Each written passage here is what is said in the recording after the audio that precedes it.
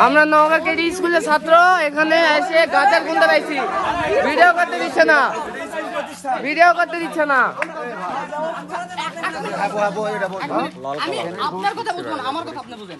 আমি আপনার সাথে আমার শত্রুতা আছে, তাহলে আপনার বিরুদ্ধে আমি কেন এখানে একটা এসে কথা কথা বলতেছি, একটা বিষয় নিয়ে কথা বলতেছি। না কোনো কথা না, আমরা গাজার গুন্ডা পাইছি এখান থেকে।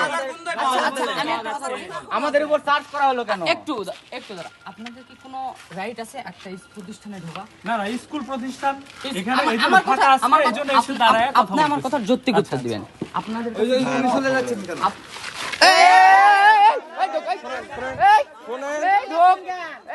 আমি লীগ সরকার নাই যান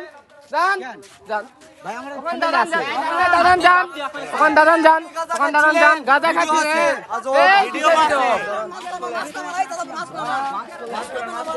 পুলিশের নাম